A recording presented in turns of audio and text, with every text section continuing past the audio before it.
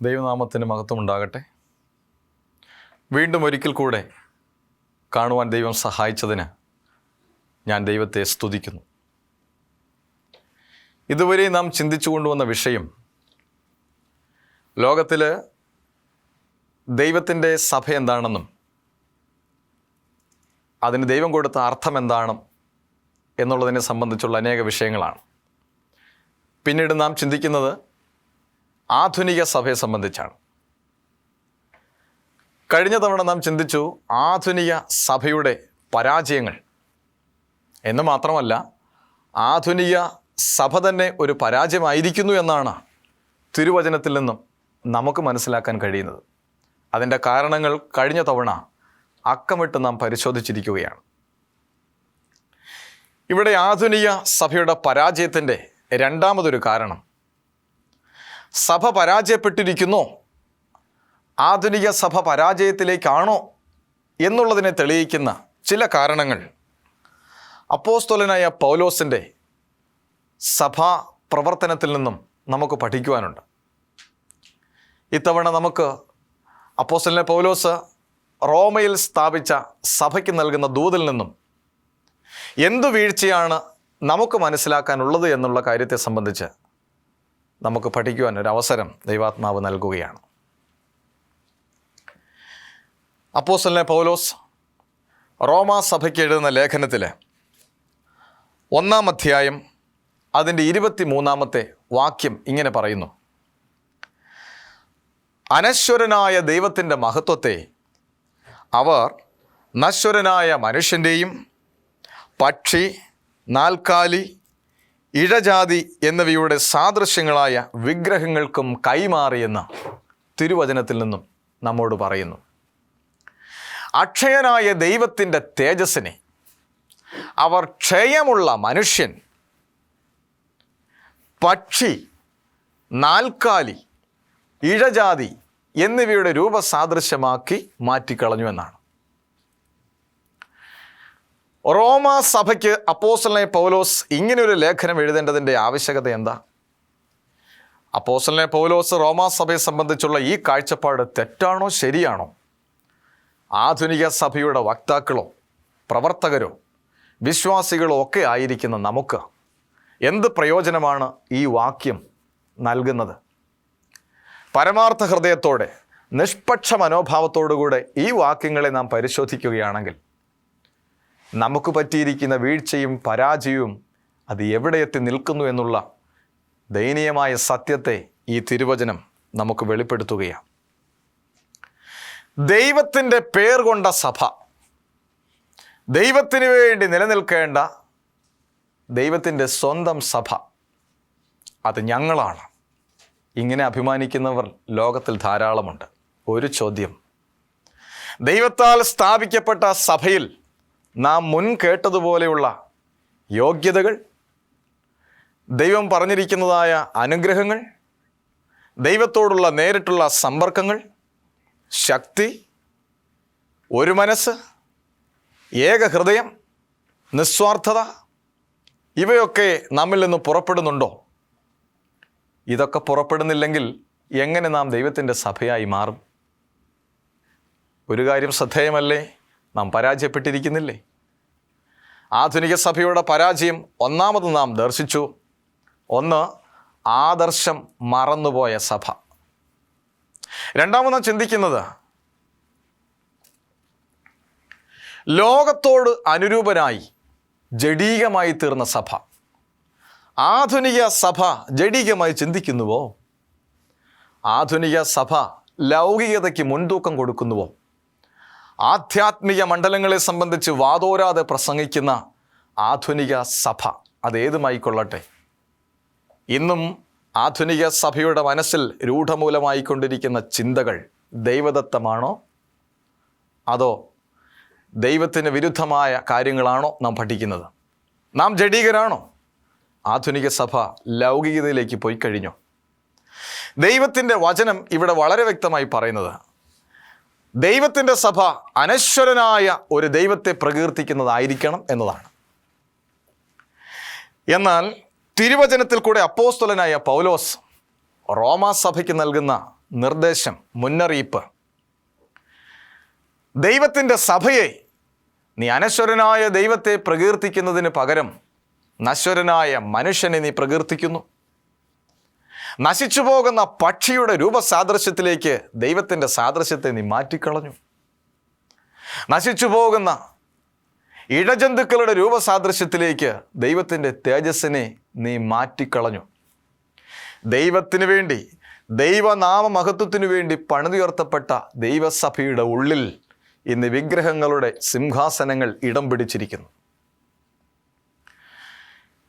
വിഗ്രഹങ്ങൾക്ക് സിംഹാസനം പണിതു വെച്ചുകൊണ്ട്, രഹസ്യമായി വിഗ്രഹാരാധനയെ പ്രോത്സാഹിപ്പിച്ചുകൊണ്ട്, പരസ്യമായി ദൈവത്തിൻ്റെ തിരുവചന കീർത്തനങ്ങൾ നീ ഉരുവിട്ടാൽ എങ്ങനെ ദൈവസഭയുടെ അംഗമായിട്ട് മാറും?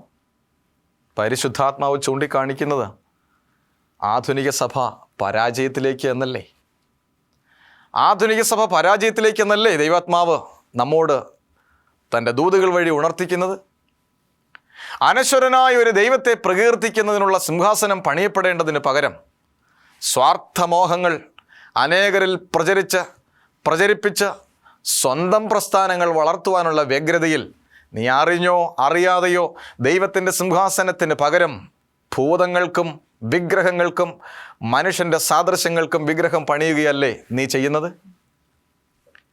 ഇങ്ങനെ ഓരോ നിമിഷവും ദൈവത്തിന് വിരുദ്ധമായ കാര്യങ്ങൾ, ദൈവവചനത്തിന് വിരുദ്ധമായ കാര്യങ്ങൾ നീ ചെയ്തു തുടങ്ങുമ്പോൾ അറിഞ്ഞോ അറിയാതെയോ ദൈവത്തിൻ്റെ സ്വന്തം സഭ എന്നുള്ള സങ്കല്പത്തിൽ നിന്നും ആധുനിക സഭ വഴിദൂരം പിന്നോട്ടായിരിക്കുന്നു. ദൈവിക സാന്നിധ്യത്തിന് പകരം വിഗ്രഹങ്ങളെ പ്രതിഷ്ഠിച്ചുകൊണ്ട് യാത്ര തുടർന്നിട്ട് എത്ര നാളുകളായി? ദൈവസഭ ഇന്ന് പരാജയത്തിലേക്ക് തന്നെയെന്ന് വിശുദ്ധ ബൈബിൾ ചൂണ്ടിക്കാണിക്കുന്നു. ദൈവത്തിൻ്റെ മഹത്വത്തെ ദർശിക്കുവാൻ പലപ്പോഴും സാധിക്കുന്നില്ല. ജഡീക ചിന്തകളിൽ, ലൗകികതയിൽ, ലോകത്തിൻ്റെ മോഹത്തിൽ അകപ്പെട്ടു പോയിരിക്കുകയാണ്. അപ്പോസ്തലനായ പൗലോസ് വ്യക്തമായൊരു ദൂതും ശക്തമായൊരു താക്കീതും നൽകുകയാണ് ആധുനിക സഭയ്ക്ക്. ഇത് നാം ഏറ്റെടുത്തേ മതിയാകൂ. ഞെട്ടിക്കുന്ന സത്യങ്ങൾ തിരുവചനം നമ്മുടെ മുമ്പിൽ നിരത്തുമ്പോൾ നമ്മുടെ നിലനിൽപ്പിനെ നാം ഓരോ നിമിഷവും പരിശോധിക്കേണ്ടതാണ്. അപ്പോസ്തലനായ പൗലോസ് മറ്റൊരു മുന്നറിയിപ്പ് ഈ വാക്യങ്ങളിൽ കൂടെ നമുക്ക് നൽകുന്നു. റോമർക്കെഴുതിയ ലേഖനം 16-ാം അധ്യായം അതിൻ്റെ 18-ാമത്തെ വാക്യം നമുക്ക് വായിക്കാം. അങ്ങനെയുള്ളവർ നമ്മുടെ കർത്താവായ ക്രിസ്തുവിനെ അല്ല, തങ്ങളുടെ വയറിനെയാകുന്നു സേവിക്കുന്നത്. ചക്കരവാക്കും മുഖസ്തുതിയും പറഞ്ഞ് സാധുക്കളുടെ ഹൃദയങ്ങൾ അവർ വഞ്ചിക്കുകയും ചെയ്യുന്നു. ഇത് ദൈവസഭയുടെ വക്താക്കൾ ചെയ്യുന്ന കാര്യമാണോ അപ്പോസ്തലനായ പൗലോസ് ഇവിടെ രേഖപ്പെടുത്തിയിരിക്കുന്നത്? വാക്യം എന്താ പറയുന്നത്? അങ്ങനെയുള്ളവർ നമ്മുടെ കർത്താവായ ക്രിസ്തുവിനെ അല്ല, തങ്ങളുടെ വയറിനെയാകുന്നു സേവിക്കുന്നത്. ചക്കരവാക്കും മുഖസ്തുതിയും പറഞ്ഞ് സാധുക്കളുടെ ഹൃദയങ്ങൾ അവർ വഞ്ചിക്കുന്നു എന്ന്. ദൈവത്തിൻ്റെ സഭയുടെ വക്താക്കളിൽ നിന്ന് ഇങ്ങനെ ഒരു കാര്യം നമുക്ക് പ്രതീക്ഷിക്കാൻ സാധിക്കുമോ? ആധുനിക സഭ ചക്കരവാക്ക് പറയുന്നു, മുഖസ്തുതി പറയുന്നു, സ്വന്തം വയറിനെ അവർ സേവിക്കുന്നു എന്നർത്ഥം.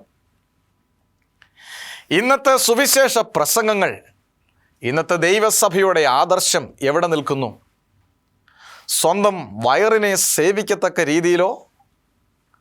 ചക്കരവാക്കും പഴഞ്ചൊല്ലും രസകരമായ കാര്യങ്ങളും പറഞ്ഞ് സാധുക്കളുടെ ഹൃദയത്തെ വഞ്ചിക്കുന്ന അനുഭവത്തിലേക്കാണോ മുൻപോട്ടുള്ള പോക്ക്? സമ്മതിക്കാതെ നമുക്ക് മറ്റൊരു തരമുണ്ടോ? ദൈവസഭ ഇന്ന് പരാജയത്തിലേക്കല്ലേ പോകുന്നത്? എങ്ങും എവിടെയും സുവിശേഷ പ്രവർത്തനങ്ങൾ, എത്ര നല്ല കാര്യങ്ങൾ പ്രവർത്തിക്കുമ്പോഴും അതിൻ്റെ പിറകിൽ തനിക്ക് ലഭിക്കേണ്ടുന്ന ലാഭത്തിൻ്റെ ഒരു കണക്ക്, അതിൻ്റെ ഒരു വിഹിതം കൂട്ടിക്കൊണ്ട് ചെയ്യുന്ന പ്രവർത്തനങ്ങൾ, ജീവകാരുണ്യ പ്രവർത്തനങ്ങൾ, ക്ഷേമകാരുണ്യ പ്രവർത്തനങ്ങൾ നഷ്ടപ്പെട്ടുകൊണ്ടിരിക്കുന്ന ഈ ലോകത്തിന്, നിരാലംബരും നിരാശ്രയരും ആലംബഹീനരുമുള്ളതാകുന്ന ഈ ലോകത്തിന് നിൻ്റെ ക്ഷേമപ്രവർത്തനങ്ങൾ ഏറ്റവും നല്ലതാണ്. നിൻ്റെ ജീവകാരുണ്യ പ്രവർത്തനങ്ങൾ അവർക്കേറെ പ്രയോജനപ്പെടുന്നു, നല്ലത് തന്നെ. ദൈവത്തിൻ്റെ വചനവും അത് വളരെ വ്യക്തമായി പറയുന്നു. അശരണനെ കണ്ടാൽ അവനെ ആശ്വസിപ്പിക്കുന്നതും വസ്ത്രമില്ലാത്തവന് തൻ്റെ വസ്ത്രം പകുത്തു കൊടുക്കുന്നതും ആഹാരം കഴിക്കാതെ കിടക്കുന്നവനെ കാണുമ്പോൾ അവന് വേണ്ടി നമ്മുടെ ആഹാരം പകുത്തു കൊടുക്കുന്നതും അത്രേ സുവിശേഷമെന്ന്. വളരെ നല്ലത്. നാം ചെയ്യുന്ന കാര്യം എത്രയോ നല്ലത്. എൻ്റെ സഹജീവികളെ ഞാൻ സ്നേഹിക്കുന്നില്ലെങ്കിൽ എൻ്റെ സുവിശേഷം വ്യർത്ഥം. എൻ്റെ രക്തബന്ധങ്ങൾക്ക് എന്നെ മറയ്ക്കാതിരിക്കുന്നെങ്കിൽ എൻ്റെ സുവിശേഷം അനുഗ്രഹപൂർണമായി തീരും. ഇതൊക്കെ സത്യം തന്നെയാണ്. പക്ഷേ ആധുനിക സഭയുടെ പരാജയത്തിലേക്ക് അപ്പോസ്തലനായ പൗലോസ് വിരൽ ചൂണ്ടുന്നത് പരസ്യമായി നീ ചെയ്യുന്ന ഓരോ ദാനധർമ്മങ്ങളുടെയും പരസ്യമായി ചെയ്യുന്ന ദൈവേഷ്ടപ്രകാരമാകുന്ന പല കാര്യങ്ങളുടെയും പിറകിൽ നിൻ്റേതായ ഒരു സ്വാർത്ഥ ലക്ഷ്യം നിനക്കുണ്ട്. നീ സേവിക്കുന്നത് നിൻ്റെ വയറിനെയാണോ? ഇതെൻ്റെ വാക്കുകളല്ല. അപ്പോസ്തലനായ പൗലോസ് നൂറ്റാണ്ടുകൾക്ക് മുമ്പ് ദൈവസഭയോട് നൽകുന്ന വലിയ വിലപ്പെട്ട ഉപദേശമാണിത്. ഈ ഉപദേശം അപ്പോസ്തലനായ പൗലോസ് സഭയ്ക്ക് നൽകണമെങ്കിൽ സഭയുടെ പോക്കിനെക്കുറിച്ച്, സഭയുടെ ഇന്നത്തെ ഗതിയെക്കുറിച്ച് ദൈവാത്മാവിനാൽ പൗലോസിനൊരു ദർശനം കിട്ടിയിട്ടുണ്ടെന്നർത്ഥം. പൗലോസിന് ദൈവസഭയെ സംബന്ധിച്ച് കിട്ടിയിരിക്കുന്ന നിർദ്ദേശമനുസരിച്ച് പൗലോസിന് പറയാതിരിക്കാൻ സാധിക്കുകയില്ല. കാരണം ഇവിടെ സ്ഥാപിക്കപ്പെട്ട ഓരോ ദൈവസഭയും ദൈവഹിതത്താൽ അതിൻ്റെ പ്രവൃത്തികൾ നിറവേറ്റപ്പെടേണ്ടതാണ്. ദൈവസ്നേഹം നഷ്ടപ്പെട്ടുപോയ സഭാ കൂട്ടായ്മകൾ സ്വന്തം വയറിന് വേണ്ടി എന്തും വിൽക്കുന്ന തരത്തിലേക്ക്, സുവിശേഷത്തെ വിൽക്കുന്ന തരത്തിലേക്ക് ആധുനിക സഭ പരാജയപ്പെട്ടിരിക്കുന്നു. ഇത് ലോകം തെളിയിക്കുന്ന സത്യമാണ്. കൂണുകൾ പോലെ വളർന്നു വരുന്ന ദൈവനാമത്തിലുള്ള സഭകളുടെ ചരിത്രം പരിശോധിക്കുമ്പോൾ അതിൻ്റെ എല്ലാം പിറകിൽ ഒരു ഉദ്ദേശശുദ്ധി ഉണ്ടായിരുന്നു. പക്ഷേ അത് തകിടം മറിക്കപ്പെട്ടിരിക്കുന്നു. പിശാച് അതിനെ തകിടം മറിച്ചിരിക്കുന്നു.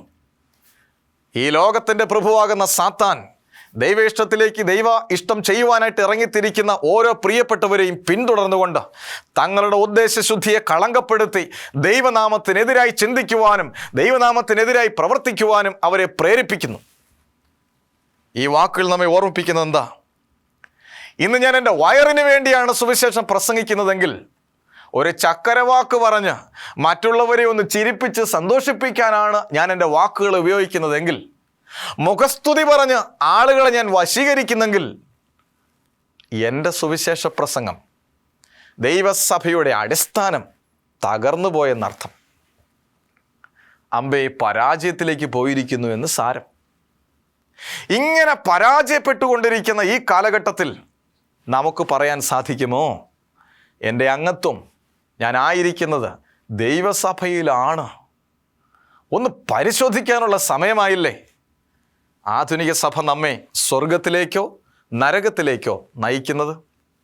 പരിശുദ്ധാത്മാവിൻ്റെ പൂർണ്ണമാകുന്ന നിയന്ത്രണത്തിൽ നടത്തപ്പെടേണ്ട സഭാരാധന ക്രമങ്ങൾ, കൂട്ടായ്മകൾ, പരിശുദ്ധാത്മാവിൻ്റെ പൂർണ്ണമായ നിയന്ത്രണത്തിൽ ചെയ്യപ്പെടേണ്ടതാകുന്ന പരോപകാരപ്രദമായ കാര്യങ്ങൾ, ഇവയെല്ലാം ഇന്ന് സ്വാർത്ഥ ലാഭങ്ങൾക്ക് വേണ്ടി വളച്ചൊടിക്കപ്പെടുമ്പോൾ പരാജയമല്ലേ യഥാർത്ഥമായും സംഭവിച്ചുകൊണ്ടിരിക്കുന്നത്? നിരന്തരം ലോകത്തിൻ്റെ മോഹങ്ങളിലേക്ക് കൂപ്പുകുത്തിക്കൊണ്ടിരിക്കുന്ന യുവജനങ്ങൾ, മനുഷ്യഹൃദയങ്ങൾ, ഇവരെല്ലാവരും തന്നെ ഓർമ്മിപ്പിക്കുന്നത് സഭയുടെ വലിയ പരാജയത്തെയല്ലേ? അപ്പോസ്തലനായ പൗലോസ് റോമാസഭയ്ക്ക് ലേഖനം എഴുതുമ്പോൾ AD 55 കാലഘട്ടങ്ങളിൽ ഈ ലേഖനം എഴുതുന്ന സമയത്ത് അപ്പോസ്തലനായ പൗലോസ് AD 55, AD 57 കാലഘട്ടങ്ങളിൽ അപ്പോസ്തലനായ പൗലോസ് ഈ ലേഖനം എഴുതുന്ന സമയത്ത് വലിയ ദീർഘദർശനത്തോടു കൂടെയാണ് പൗലോസ് ഈ ലേഖനം എഴുതുന്നത്. ദൈവം സ്ഥാപിച്ച സഭയുടെ അനുഗ്രഹപൂർണമായ നടത്തിപ്പിന് സഭയുടെ പ്രവർത്തനങ്ങൾ, ഇന്നത്തെ പ്രവർത്തനങ്ങൾ വിഘാതമാകുന്നു എന്ന് പൗലോസിന് കിട്ടിയ ദീർഘദർശനമാണ് ആധുനിക സഭയ്ക്ക്, റോമാസഭയ്ക്ക് ഈ ലേഖനം എഴുതുവാൻ പ്രേരിപ്പിച്ചത്. നാം വാസ്തവമായിട്ട് ചിന്തിക്കുക, നമ്മുടെ നിലനിൽപ്പ് സ്വർഗത്തിലേക്കോ നമ്മുടെ യാത്ര നരകത്തിലേക്കോ ശിക്ഷാവിധിയിലേക്കോ? നമുക്ക് ഒരു വാക്യം കൂടെ നമുക്ക് വായിക്കാം. അപ്പോസ്തലനായ പൗലോസ് തന്നെ കൊരിന്ത്യ സഭയ്ക്ക് എഴുതുന്ന ലേഖനത്തിൽ 1-ാം അധ്യായം അതിൻ്റെ 12-ാമത്തെ വാക്യം ഇങ്ങനെ വായിക്കുന്നു: നിങ്ങളിൽ ഓരോരുത്തരും ഞാൻ പൗലോസിൻ്റെ പക്ഷക്കാരൻ, ഞാൻ അപ്പൊല്ലോസിൻ്റെ പക്ഷക്കാരൻ, ഞാൻ കേഫാവിൻ്റെ പക്ഷക്കാരൻ, ഞാൻ ക്രിസ്തുവിൻ്റെ പക്ഷക്കാരൻ എന്നിങ്ങനെ പറയുന്നത് എന്തേ? ഒരുവനൊരു സഭയിൽ പറയുന്നു, ഞാൻ പൗലോസിൻ്റെ പക്ഷക്കാരൻ. മറ്റൊരാൾ പറയുന്നു, ഞാൻ അപ്പൊല്ലോസിൻ്റെ പക്ഷക്കാരൻ. മറ്റൊരാൾ പറയുന്നു, ഞാൻ ഇവരുടെ ആരും പക്ഷക്കാരനല്ല, ഞാൻ യേശുവിൻ്റെ പക്ഷക്കാരൻ. സഭകളിൽ ഇന്ന് വിഭാഗീയതയും ഭിന്നതയും കടന്നുകൂടിയിരിക്കുന്നു. നന്നായി സംസാരിക്കുകയും ചക്കരവാക്ക് പറയുന്നവരെയും അനുഗമിക്കുന്ന ഒരു കൂട്ടർ, സത്യസന്ധതയ്ക്ക് വേണ്ടി നിലനിൽക്കുന്നവരെ അറിഞ്ഞോ അറിയാതെയോ അനുഗമിക്കുന്ന മറ്റൊരു കൂട്ടർ, സ്വാർത്ഥമോഹങ്ങൾക്ക് വേണ്ടി പ്രവർത്തിക്കുന്നവർ, അവരുടെ പിറകെ സ്വന്തം ലാഭം കൈപ്പറ്റുന്നതിന് വേണ്ടി അനുയായികളായി കുറച്ചു പേർ. ഇങ്ങനെ പക്ഷപാതപരമായ കാര്യങ്ങളല്ലേ ആധുനിക സഭയുടെ മുഖമുദ്ര? കൊരിന്ത്യ സഭയ്ക്ക് നേരിട്ട വലിയ പരാജയത്തെ ആധുനിക സഭയുടെ പരാജയമായി കണ്ടുകൊണ്ട് പൗലോസ് പറയുന്ന വാക്കുകളാണ് ഈ വിശുദ്ധ തിരുവചനത്തിൽ നിന്ന് നാം പരിശോധിച്ചത്. നിങ്ങളിൽ ഓരോരുത്തരും പറയുന്നു, ഞാൻ അപ്പൊല്ലോസിൻ്റെ പക്ഷക്കാരൻ. ഒരുവൻ പറയുന്നു, ഞാൻ പൗലോസിൻ്റെ പക്ഷക്കാരൻ, ഞാൻ യേശുവിൻ്റെ പക്ഷക്കാരൻ. മറ്റൊരാൾ പറയുന്നു, ഞാൻ ദൈവത്തിൻ്റെ പക്ഷക്കാരൻ. മറ്റൊരാൾ പറയുന്നു, യേശുവില്ല, ദൈവമില്ല, പൗലോസില്ല, അപ്പൊല്ലോസില്ല, ഞാനൊരു പ്രത്യേക പക്ഷക്കാരനാണ്. ഇങ്ങനെ പക്ഷപാതപരമായ കാര്യങ്ങൾ സഭയിൽ നടമാടുന്നത് കൊണ്ട് ആധുനിക സഭയിൽ യേശുവിന് സ്ഥാനമില്ല.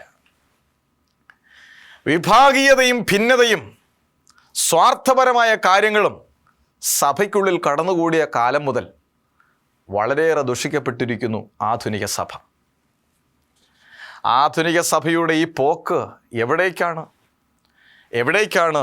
ഈ ലോകത്തിലെ സഭകളുടെ യാത്ര?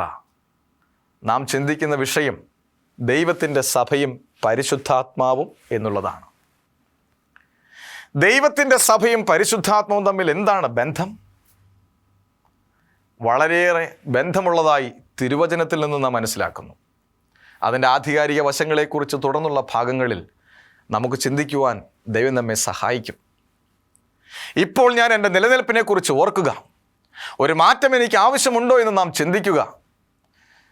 എന്നെ കേൾക്കുന്ന പ്രിയപ്പെട്ട സ്നേഹിത, പ്രിയ സഹോദര സഹോദരി, താങ്കൾ ഏത് പക്ഷക്കാരനാണ്? താങ്കൾ അപ്പൊല്ലോസിൻ്റെ പക്ഷക്കാരനോ? താങ്കൾ പൗലോസിൻ്റെ പക്ഷക്കാരനോ? താങ്കൾ യേശുവിൻ്റെ പക്ഷക്കാരനോ? താങ്കളുടെ തന്നെ പക്ഷം ചിന്തിക്കുന്ന ആളാണോ? ദൈവത്തിൻ്റെ തിരുവചനത്തിൽ കൂടെ പൗലോസ് നമ്മോട് പറയുന്നത്, ചിലർ പൗലോസിൻ്റേത്, ചിലർ അപ്പൊല്ലോസിൻ്റേത്. യേശു ക്രിസ്തുവിൻ്റെ രക്തത്താൽ വീണ്ടെടുക്കപ്പെട്ട് പാപമോചനം പ്രാപിച്ച വ്യക്തിക്ക് പക്ഷപാതപരമായി ഇടപെടുവാൻ സാധിക്കുമോ? നാം തീർച്ചയായും ഒന്ന് പരിശോധിക്കുക. ആധുനിക സഭയുടെ രണ്ടാമത്തെ വലിയ പരാജയം എന്താണ്? നാം ചിന്തിച്ചു. ഒന്നാമത്തെ പരാജയം, സഭയ്ക്ക് ആദർശം നഷ്ടപ്പെട്ടു പോയിരിക്കുന്നു. സ്വന്തം സഹോദരന് നേരെ മാനുഷിക നീതിന്യായ കോടതികളിൽ അവൻ അഭയം പ്രാപിക്കുന്നു. എന്നിട്ടോ ദുർഭൂതങ്ങളുടെ മേശമേലും ദൈവത്തിൻ്റെ മേശമേലും ഒരുപോലെ ഭക്ഷിക്കുവാൻ താല്പര്യം കാണിക്കുന്നു. അതുമാത്രമോ, തിരുവചനം ഇപ്പോൾ നമ്മളോട് ചിന്തിച്ചതെന്താ? സഭ ലൗകിക ജഡീയ കൂട്ടുകെട്ടുകളിൽ അകപ്പെട്ടു പോയിരിക്കുന്നു എന്ന് സാരം. സഭ ഇന്ന് ജഡീയമാകുന്ന നിലനിൽപ്പിനെക്കുറിച്ച് മാത്രം ചിന്തിക്കുന്നു. സഭ ഇന്ന് ലൗകിക മോഹങ്ങളിൽ പെട്ടുപോയിരിക്കുന്നു. സഭ ഇന്ന് ഓരോ പക്ഷഭേദങ്ങളാൽ സഭയിൽ ഭിന്നത വളർത്തുന്നു, അഭിപ്രായ വ്യത്യാസങ്ങൾ വളർത്തുന്നു.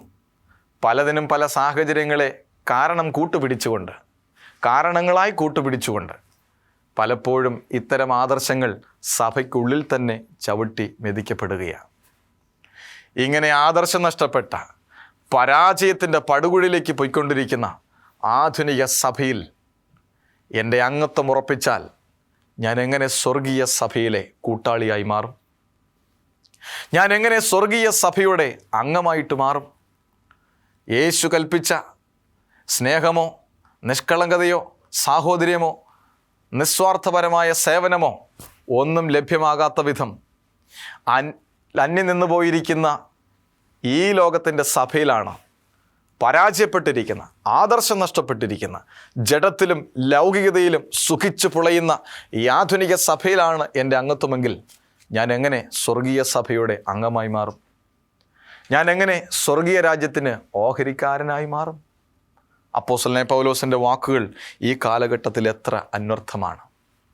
ഓരോ സഭകളിലേക്കും ആ സഭകളിലെ വിശ്വാസ വീരന്മാരെ ഉണർത്തുന്നതിനും ശക്തിപ്പെടുത്തുന്നതിനും വേണ്ടി പൗലോസ് സഹിച്ച കഷ്ടതകൾ, പൗലോസ് സഹിച്ച ആദർശധീരമായ സാഹചര്യങ്ങൾ, പെരുമാറ്റങ്ങൾ, ഇവയെല്ലാം നാം പരിശോധിക്കുമ്പോൾ നമ്മുടെ ജീവിതത്തിൽ നാം നിലനിൽക്കുന്ന ആധുനിക സഭയുടെ സാഹചര്യം എന്തുമാത്രം പരാജയത്തിലേക്ക് പോയിക്കൊണ്ടിരിക്കുന്നു എന്ന് നാം വാസ്തവമായിട്ടും ഒന്ന് ചിന്തിച്ച് നോക്കൂ. തിരുവചനം എന്താണ് ഇന്ന് നമ്മളോട് അറിയിച്ചത്? ഭിന്നതയും വൈരാഗ്യവും പിണക്കവും ഒക്കെ നിറഞ്ഞിരിക്കുന്ന ഈ കാലഘട്ടത്തിൽ നമ്മുടെ സഭയുടെ നിലനിൽപ്പ് ഏത് രീതിയിൽ നാം അതിനെ ഉൾക്കൊള്ളും? നമ്മുടെ യാത്ര എങ്ങോട്ടാണ്? നമ്മുടെ അംഗത്വം എവിടെയാണ്? നമ്മുടെ അംഗത്വം സ്വർഗീയ സഭയിലോ ഈ ലോകത്തിലെ പരാജയത്തിലേക്ക് പോയിക്കൊണ്ടിരിക്കുന്ന ആധുനിക സഭയിലോ? വാസ്തവമായും ദൈവത്തിൻ്റെ പരിശുദ്ധാത്മാവ് എന്നോടും നിങ്ങളോടും പറയുന്നില്ലേ, ഒരു പുനർവിചിന്തനത്തിന് തയ്യാറാകേണ്ട സമയമായിരിക്കുന്നു. ഭിന്നതകളില്ലാത്ത, അസൂയയും പിണക്കവുമില്ലാത്ത, സുവിശേഷത്തെ വയറിനു വേണ്ടി മാറ്റിവെക്കുന്ന അനുഭവങ്ങളില്ലാത്ത ഒരു സഭാ കൂട്ടായ്മയിലേക്ക് കടന്നു പോകുവാൻ വാസ്തവമായും എൻ്റെ സ്നേഹിത നിങ്ങളുടെ മനസ്സ് ആഗ്രഹിക്കുന്നില്ലേ? അങ്ങനെ ഒരു സഭയുടെ അംഗമായി തീരുവാൻ താങ്കൾ ഇപ്പോഴും ആഗ്രഹിക്കുന്നില്ലേ? ഒരു കാര്യം ഉറപ്പുണ്ട്, താങ്കൾക്ക് ഇതുവരെയും സമയം വൈകിയിട്ടില്ല. എൻ്റെ യേശു വരുമ്പോൾ ചേർക്കുന്നത് ഈ ലോകത്തിൽ മാനുഷിക ഹിതത്താൽ നാമകരണം ചെയ്യപ്പെട്ട ഒരു സഭയുടെയും അംഗങ്ങളെ അല്ല എൻ്റെ യേശുവിന് ആവശ്യം. യേശുവിൻ്റെ രക്തത്താൽ കഴുകപ്പെട്ട, പൂർണ്ണ ശുദ്ധീകരണം പ്രാപിക്കപ്പെട്ട, എൻ്റെ ദൈവത്തിൻ്റെ സാന്നിധ്യത്താൽ നിറയുന്ന ആരാധനയുടെ അനുഭവമുള്ള, അങ്ങനെ ജീവിച്ച് ഇവിടെ മരിച്ചവരോ, അതല്ലെങ്കിൽ യേശു കടന്നു വരുമ്പോൾ ആ അവസ്ഥയിൽ ജീവിച്ച് ഇവിടെ നിലനിൽക്കുന്നവരോ ആയ പ്രിയപ്പെട്ടവരാണ് എൻ്റെ കർത്താവിൻ്റെ പാദപീഠത്തിലേക്ക് കടന്നു പോവുക. ഈ പ്രസംഗ പരമ്പരയിൽ നാം ചിന്തിക്കുന്നത് ഇന്നത്തെ സഭകൾ, അല്ലെങ്കിൽ ഇന്നത്തെ മാനുഷിക ലോകത്തിലെ സഭകൾ ദൈവദത്തമാണോ എന്നുള്ളതാണ്. അതിൽ ദൈവത്തിൻ്റെ സഭയാണോ എന്ന് തീർച്ചപ്പെടുത്തുന്നതിന് ദൈവം വിവിധങ്ങളായ കാരണങ്ങൾ നാം കഴിഞ്ഞ ഭാഗങ്ങളിൽ കൂടെ നമ്മോട് പറഞ്ഞത് നാം കേട്ട് കഴിഞ്ഞു. സ്നേഹത്തിലും വിവേകത്തിലും നടത്തപ്പെടുന്നതും അനുഗ്രഹിക്കപ്പെട്ടതും ദൈവവുമായിട്ട് നിരന്തരം സമ്പർക്കം നിലനിർത്തുന്നതുമായ അനുഭവത്തിലുള്ള സഭ, ശക്തിയും തേജസ്സും ചൈതന്യവും ഒക്കെ നിറഞ്ഞു നിൽക്കുന്ന, യേശുക്രിസ്തുവിന് വേണ്ടി അപമാനം സഹിപ്പാൻ, കഷ്ടത സഹിക്കുവാൻ തയ്യാറായവരുടെ ഒരു കൂട്ടം, അതാണ് ദൈവം വിഭാവന ചെയ്യുന്ന ദൈവത്തിൻ്റെ സ്വന്തം സഭ. ഇപ്പോൾ ആധുനിക സഭയുടെ പരാജയവും നാം കേട്ട് കഴിഞ്ഞിരിക്കുന്നു. ആധുനിക സഭ അമ്പേ പരാജയത്തിലായിരിക്കുന്നുവെന്ന് 2 കാരണങ്ങളാൽ നമുക്ക് ബോധ്യപ്പെട്ടു കഴിഞ്ഞു. ഇനി നമുക്ക് തുടർന്നുള്ള അവസരങ്ങളിൽ നമുക്കതിനെക്കുറിച്ച് വാസ്തവമായും ചിന്തിക്കുവാനുള്ള അവസരമുണ്ട്. ദൈവം അതിനായിട്ട് നമ്മെ ഒരുക്കട്ടെ. ഞാൻ പൗലോസിൻ്റെ പക്ഷക്കാരനല്ല, അപ്പല്ലോസിൻ്റെ പക്ഷക്കാരനല്ല, ഞാൻ ഈ ലോകത്തിലെ ഒരു മനുഷ്യൻ്റെയും പക്ഷക്കാരനല്ല. ഞാൻ എൻ്റെ യേശുവിന് വേണ്ടി നിൽക്കുന്ന യേശുവിൻ്റെ പക്ഷക്കാരനത്രേ. അതുകൊണ്ട് നമുക്ക് തുടർന്നുള്ള വിചിന്തനത്തിന് വേണ്ടി, അനുഗ്രഹത്തിന് വേണ്ടിയിട്ട് നമ്മെ തന്നെ ദൈവകരങ്ങൾ സമർപ്പിക്കാം. നമുക്ക് പ്രാർത്ഥിക്കാം. ഈ അഖിലാണ്ടത്തിൻ്റെ ഉടയവനായ ദൈവമേ, സ്വർഗീയ പിതാവേ, അങ്ങയുടെ ധന്യനാമം വാഴ്ത്തപ്പെടുമാറാകട്ടെ. ഈ കേട്ട തിരുവചന ദൂതിനനുസരിച്ച് കേട്ട ഞങ്ങളെല്ലാവരെയും ക്രമീകരിപ്പാൻ ഞങ്ങളെ തന്നെ അങ്ങ് സഹായിക്കണമേ. ഞങ്ങൾ പൗലോസിൻ്റെയോ അപ്പല്ലോസിൻ്റെയോ കേഭാവിൻ്റെയോ പക്ഷക്കാരനായിട്ടല്ല, യേശുവിൻ്റെ പക്ഷക്കാരനായിരിക്കാൻ അങ്ങ് ഞങ്ങളെ സഹായിക്കണം. അങ്ങയുടെ പരിശുദ്ധാത്മാവിനാൽ ഞങ്ങളെ നടത്തണം നാഥ. മാനവും മഹത്വവും അങ്ങ് തന്നെ എടുക്കണം. ലോകാവസാനത്തോളം അവിടുത്തെ കൃപയും സാന്നിധ്യവും കൂടെ ഇരിക്കണമേ. എല്ലാം ഞങ്ങൾക്കായി ജീവൻ തന്ന യേശുവിൻ്റെ നാമത്തിൽ അപേക്ഷിക്കുന്നു. കൃപ തോന്നി പ്രാർത്ഥന കേൾക്കണം ദൈവമേ. ആമേൻ.